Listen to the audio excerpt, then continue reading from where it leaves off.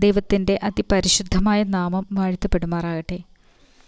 ഇന്ന് നമ്മൾ ദൈവത്തോട് യാചിക്കുന്നതും ദൈവത്തിൽ നിന്ന് അനുഗ്രഹം പ്രാപിക്കാൻ പോകുന്നതുമായിട്ടുള്ള വചനം യെശയ്യാവ് 45:2-3 വാക്യങ്ങളാണ്. എല്ലാ തടസ്സങ്ങളെയും മാറ്റുന്ന ദൈവത്തിൻ്റെ വ്യക്തമായിട്ടുള്ള സന്ദേശമാണ് ഈ വചനത്തിലൂടെ ദൈവം നമുക്ക് നൽകിയിരിക്കുന്നത്. യെശയ്യാവ് 45:2-3 വാക്യങ്ങൾ.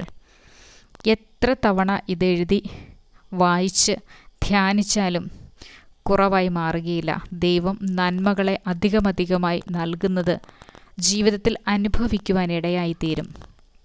യെശയ്യാവ് 45:2-3 വാക്യങ്ങൾ വായിച്ചുകൊണ്ട് നമുക്ക് ധ്യാന ചിന്തയിലേക്ക് കടക്കാം.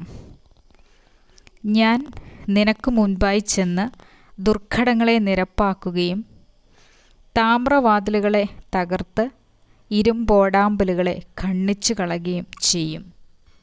നിന്നെ പേരു ചൊല്ലി വിളിക്കുന്ന ഞാൻ യഹോവ, ഇസ്രായേലിൻ്റെ ദൈവം തന്നെയെന്ന് നീ അറിയേണ്ടതിന് ഞാൻ നിനക്ക് ഇരുട്ടിലെ നിക്ഷേപങ്ങളെയും മറവിടങ്ങളിലെ ഗുപ്തനിധികളെയും എൻ്റെ ദാസനായ യാക്കോബ് നിമിത്തവും എൻ്റെ വൃദ്ധനായ ഇസ്രായേൽ നിമിത്തവും ഞാൻ നിന്നെ പേരു ചൊല്ലി വിളിച്ചിരിക്കുന്നു.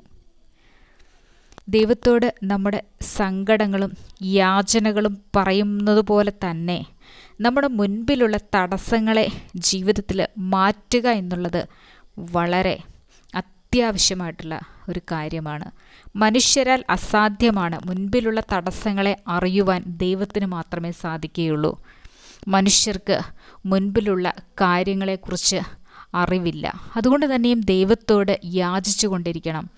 നമുക്ക് മുൻപിലൂടെ പോയി നമ്മുടെ മുൻപിലുള്ള തടസ്സങ്ങളെ മാറ്റിവരിക്കാൻ ദൈവം ഈ വചനത്തിലൂടെ നമ്മോട് പറഞ്ഞിരിക്കുന്നു. ഈ വചനം തടസ്സങ്ങൾ എന്തു തന്നെയായിരുന്നാലും, പരീക്ഷയുടെ അവസരങ്ങളിൽ വരുന്ന തടസ്സങ്ങൾ, വിജയത്തിന് തടസ്സമായി നിൽക്കുന്ന കാര്യങ്ങൾ, ജോലിക്ക് തടസ്സമായിട്ട് നിൽക്കുന്ന കാര്യങ്ങൾ, ഒരു ഭവനം വാങ്ങുന്നതിന് തടസ്സമായി നിൽക്കുന്ന കാര്യങ്ങൾ, ഏത് ആവശ്യത്തിനും, വിവാഹത്തിന് തടസ്സം നിൽക്കുന്നു, കുഞ്ഞുങ്ങളുണ്ടാവുന്നതിന് തടസ്സമായി നിൽക്കുന്നു, ഇങ്ങനെ സ്ഥലം വാങ്ങുന്നതിന്, മറ്റ് പല രീതിയിലും നമ്മുടെ ഉയർച്ചയ്ക്ക് തടസ്സം എന്താണെന്ന് നമ്മുടെ ദൈവം മുൻപേ അറിയുന്നു.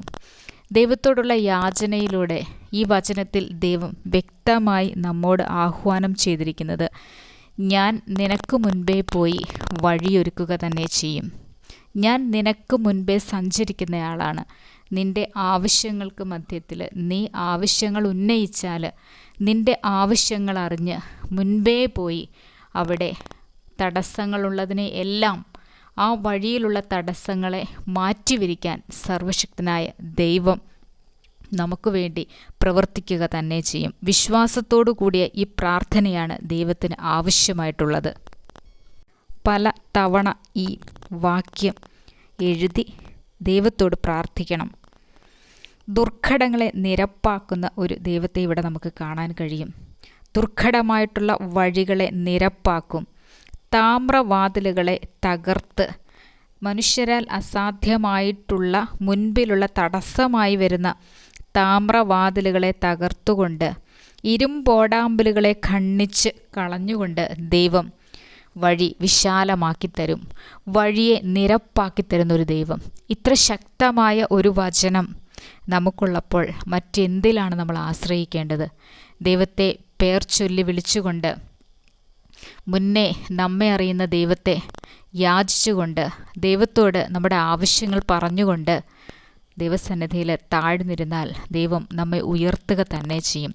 തക്ക സമയത്ത് ഉയർത്തുന്നതിന് വേണ്ടി ദൈവത്തിൻ്റെ കരങ്ങളിൽ താഴ്ന്നിരിക്കുവാൻ നമ്മൾ തയ്യാറാവണം. മനുഷ്യരുടെ വാക്കുകളേക്കാൾ ശക്തമാണ്, മനുഷ്യരുടെ വാക്കുകളേക്കാൾ വിശ്വാസയോഗ്യമാണ് ദൈവത്തിൻ്റെ വചനങ്ങൾ. ദൈവികമായിട്ടുള്ള വചനത്തിലൂടെ ആശ്രയിച്ച് മുൻപോട്ട് നീങ്ങിയാൽ ദൈവിക പദ്ധതികൾ നമ്മുടെ ജീവിതത്തിൽ വെളിപ്പെടുക തന്നെ ചെയ്യും.